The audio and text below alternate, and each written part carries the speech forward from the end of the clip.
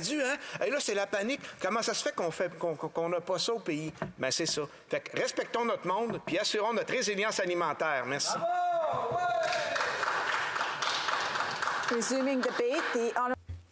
Reprise du débat, l'honorable député de Kitchener-Centre.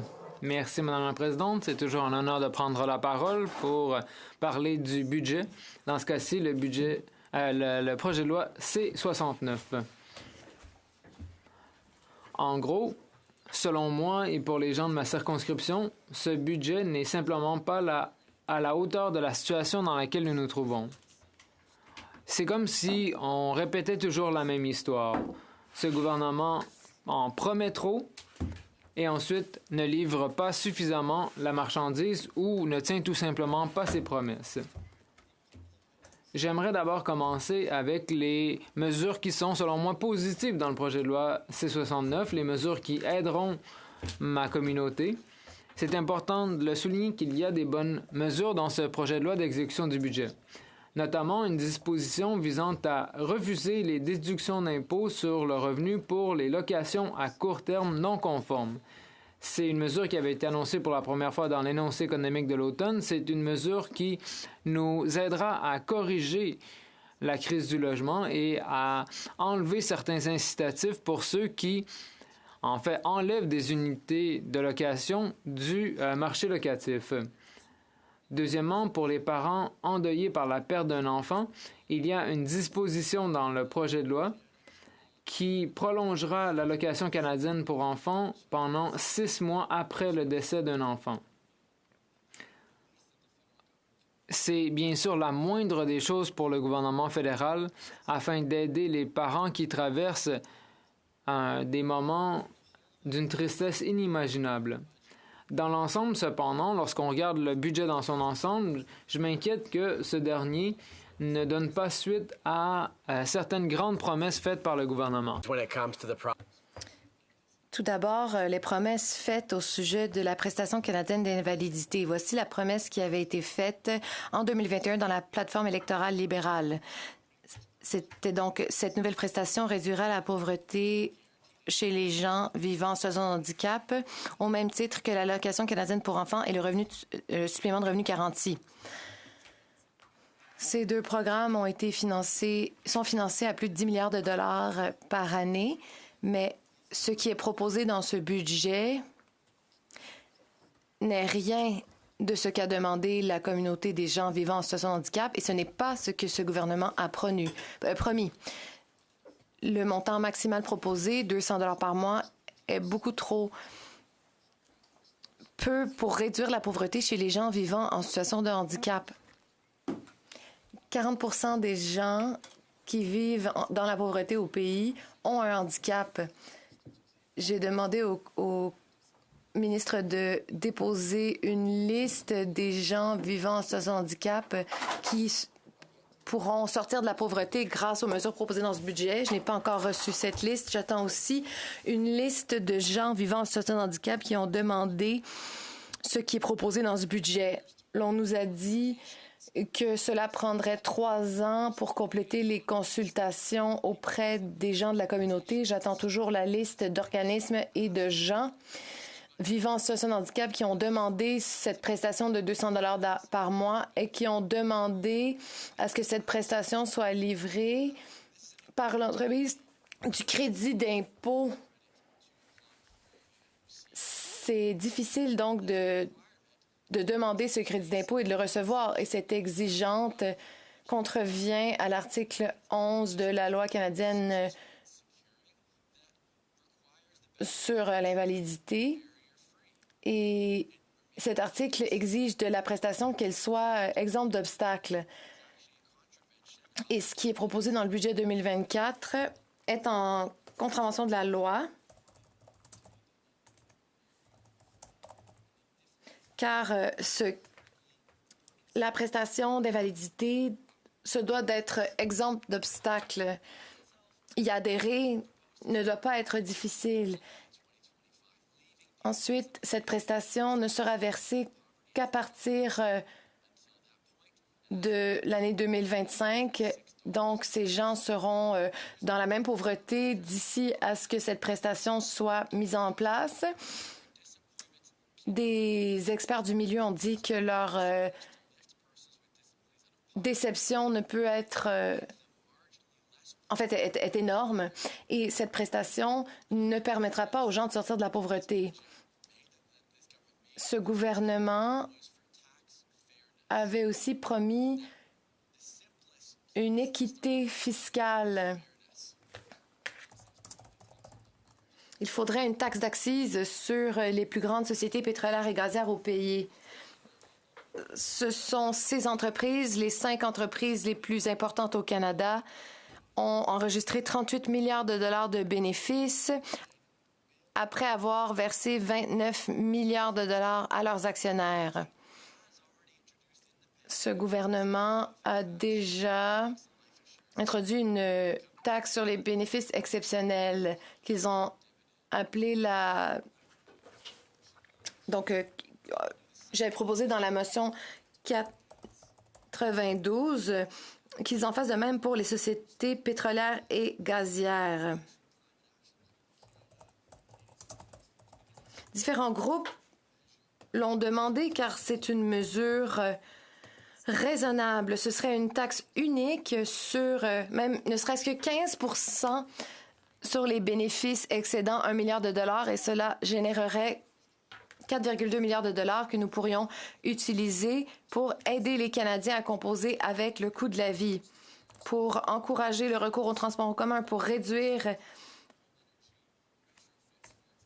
le coût des transports en commun ou aider les gens à rénover leur logement pour qu'ils soient plus éco-énergétiques. Et qu'avons-nous eu au lieu de cela dans le budget? Eh bien, nous avons entendu quelques échos des mois avant le dépôt du budget.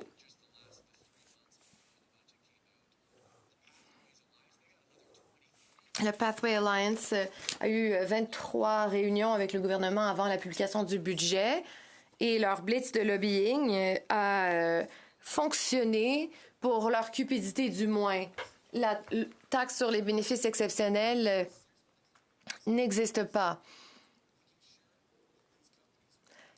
Le minimum, ce serait de faire en sorte que ces entreprises qui sont en train de détruire l'avenir de nos enfants paient leur juste part. Le budget avait aussi promis de rendre le logement abordable. Eh bien, il y a un plan dans le budget qui projette que 800 logements seront construits. Il y a une réduction du financement pour les OBNL qui veulent bâtir les logements abordables dont nous avons besoin. Je suis très inquiet par l'initiative pour accélérer la construction de logements. Et ceci est vrai pour les députés qui ont des ONG et des OBNL dans leur communauté qui veulent bâtir des logements abordables. Notre stock de logements abordables est à 3,5 % au pays. C'est le plus faible de tous les pays du G7. Même si nous doublions la quantité d'unités de logements abordables, nous serions loin derrière.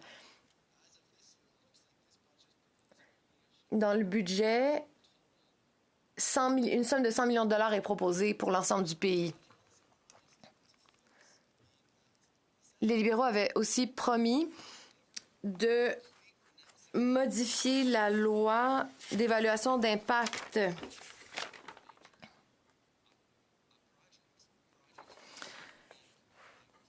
Par exemple, l'autoroute 413 en Ontario, c'est une autoroute que compte construire le gouvernement de l'Ontario. Voici ce que 14 OBNL environnementales ont dit, la West Coast Environmental Law, Canadian Association of Physicians for the Environment, ont dit au sujet de ce projet de loi.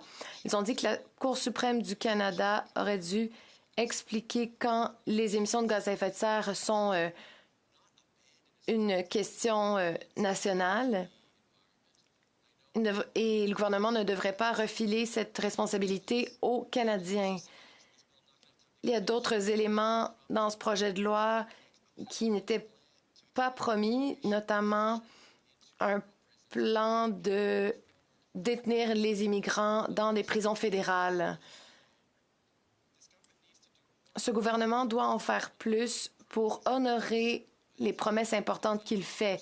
C'est vrai que ce soit pour les jeunes qui pensent à leur avenir et au changement climatique ou les gens vivant en situation de handicap, nous allons devoir nous mobiliser pour obtenir les budgets que nous méritons et dont nous avons besoin. L'honorable secrétaire parlementaire au ministre des Services aux Autochtones, je remercie mon honorable discours et pour sa passion et son engagement. Et je suis d'accord avec lui sur l'importance d'agir pour le climat. Nous avons un financement dédié pour les centres d'amitié.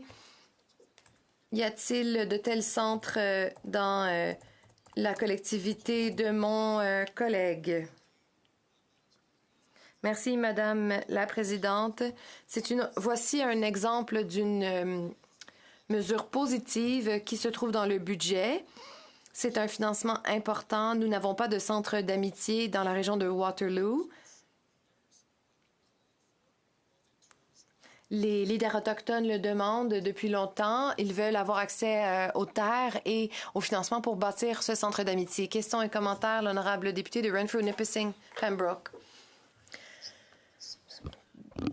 Dans son analyse de la prestation d'invalidité, mon collègue pourrait-il décrire les protections prévues pour empêcher la récupération des provinces de cette somme?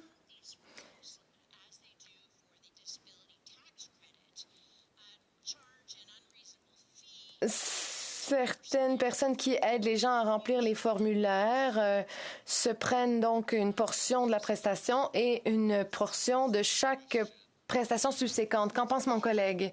L'honorable député de Kitchener Centre, la protection contre les récupérations budgétaires est un des arguments utilisés par le gouvernement pour justifier le faible montant de la prestation. Mais il y a un amendement prévu dans la loi qui exige que les ententes conclues entre le gouvernement fédéral et les provinces et territoires soient rendues publiques. Donc, si on entend les libéraux dire qu'ils ne peuvent pas aller plus loin car ils craignent la récupération fiscale, eh bien, ces données seront publiques et la population canadienne pourra les juger pour leurs gestes. Nous devrions en faire plus pour que le secteur des assurances ne puisse récupérer cette somme. Cet amendement avait été rejeté par le gouvernement, mais cela continue de préoccuper les gens. Il faut veiller à ce que les gens vivant en situation de handicap aient accès à la prestation, et ce, sans obstacle. Merci, Madame la Présidente. Madame la Présidente, vous savez que l'enfer est pavé de bonnes intentions. Et sans qualifier ce budget d'enfer, je peux dire qu'il est pavé de bonnes intentions et aussi d'ingérence. Mon collègue a parlé du soutien financier pour personnes en situation de handicap, dont le montant, les personnes m'écrivaient à ma circonscription et me disaient avoir beaucoup d'espoir en ce soutien et finalement m'écrivent maintenant en me disant que les montants sont ni plus ni moins qu'une insulte. Et tout ce qui est de niveau social, de soutien social, appartient au Québec et aux provinces canadiennes. Est-ce que mon collègue est d'avis, un, que le fédéral devrait respecter ses propres champs de compétences, qu'il gère très mal actuellement, et deux, laisser les provinces soutenir leurs personnes en situation de difficulté, s'il vous plaît. Merci. The honourable member Kitchener Centre. L'honorable député de Kitchener Centre. Madame la Présidente, je suis d'accord avec mon ami de le Bloc québécois et la honorable députée de Beauport-Limoilou sur le fait que ce gouvernement parle beaucoup de les bonnes intentions. Mais de mon avis, pour les personnes en situation handicapée, les bénéfices de les provinces et les territoires sont insuffisants parce qu'ils sont encore moins de la ligne de pauvreté. Alors, de mon avis, le gouvernement fédéral il est nécessaire que le gouvernement fédéral créer quelque chose, un bénéfice pour améliorer et pour aller plus loin, pour augmenter la revenu basse pour toutes les personnes dans situation handicapée autour de leur pays. Resuming debate, the